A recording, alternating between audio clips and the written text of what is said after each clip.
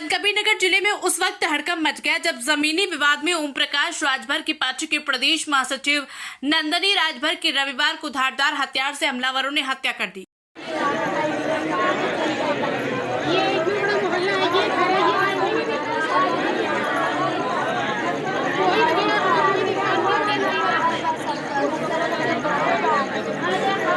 नंदनी राजभर रविवार को भाजपा कार्यालय पर आयोजित बैठक में शामिल होने के बाद शाम लगभग 4 बजे अपने घर लौटी थी। उनके पति शहर में मजदूरी करने गए थे और उनका 7 वर्षीय इकलौता बेटा भी खेलने गया था। शाम लगभग 5:30 बजे मोहल्ले की एक महिला उनके घर किसी काम से गई। दरवाजा खुला होने के चलते महिला नंदनी राजभर के कमरे में पहुंची तो फर्श पर नंदनी की खून से लथपथ लाश पड़ी थी। महिला के शोर मचाने पर मोहल्ले के तमाम लोग मौके पर पहुंचे। शासन प्रशासन की घोर लापरवाही है। आप बताइए कि अभी हत्या हुई 10 दिन नहीं हुआ और दूसरी हत्या हो गया। इसको क्या कहा जाए? ये और बढ़ावा दिया जा रहा है। इसी बीच लोगों ने मामले की सूचना कोतवाली पुलिस को दे दी। उच्च अधिकारियों को घटनास्थल पर सूचना होते ही घटनास्थल पर जिलाधिकारी महेंद्र सिंह तंवर, सांसद Praveen Nishad, SP Satyajit Gupta, forensic team व भारी पुलिस बल के साथ पहुंचकर घटनास्थल का मुआयना किया। घटना को लेकर सुबह सपा कार्यकर्ताओं और स्थानीय लोगों में काफी आक्रोश देखने को मिला। आज में स्वयं भारतीय समाज पार्टी की प्रदेश महासचिव नंदनी राजभर जी थी। अभी 29 तारीख को एक हत्या हुई थी और उसको ट्रेन का रूप दे दिया गया कि ट्रेन से कट करके कोई व्यक्ति मरा गया, उसकी जमीन लिखवा लिया गया और पैसा भी नहीं दिया गया।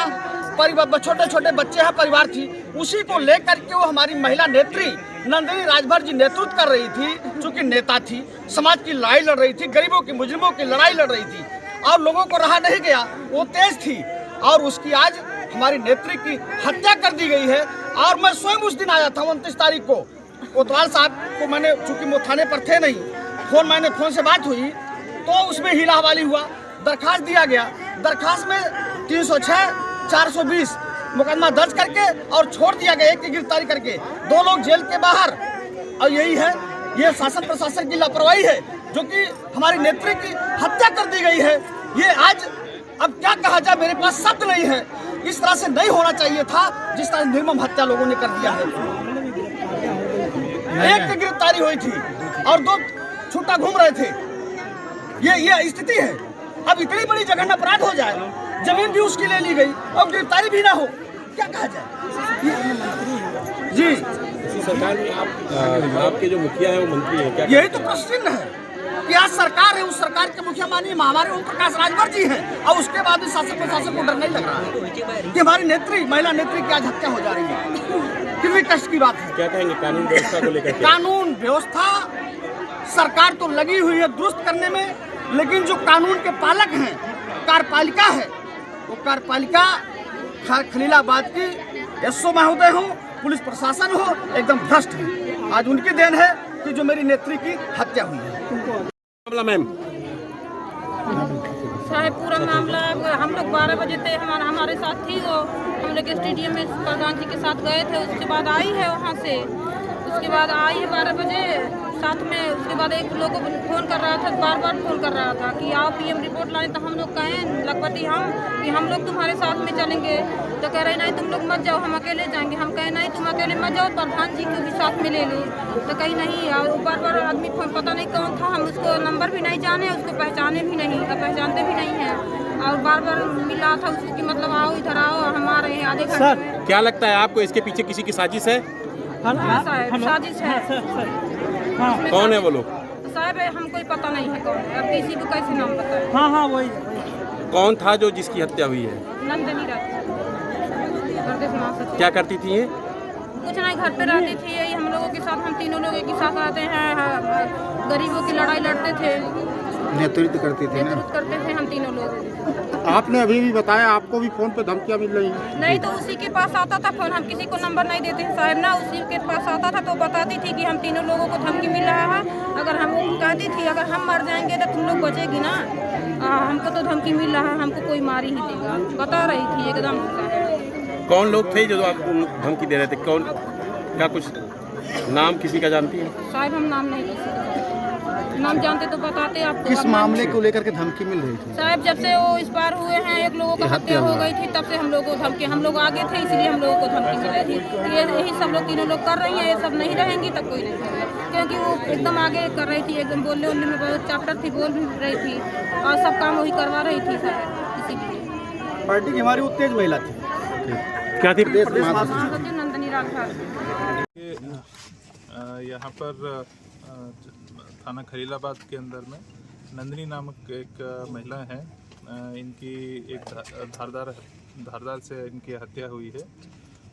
घटना करीब 3 बजे के आसपास की है। पुलिस को सूचना मिली। पुलिस को सूचना मिलने के उपरांत यहाँ पर इमीडिएटली पहुँचने के उपरांत यहाँ पर फील्ड यूनिट सीनियर ऑफिसर्स आए हैं और तहरीर लेकर इसमें अग्रिम कार्रवाई की जा रही है। सर मामला सर क्या सामने आया सर?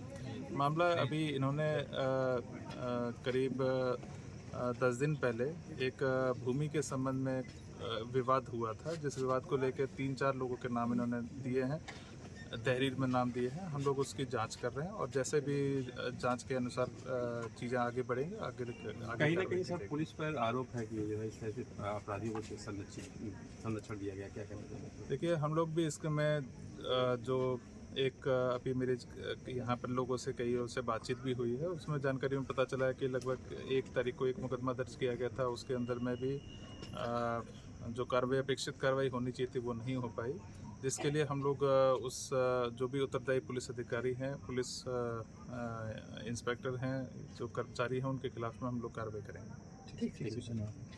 थाना कोतवाली खलीलाबाद में हत्या का क्या मामला है?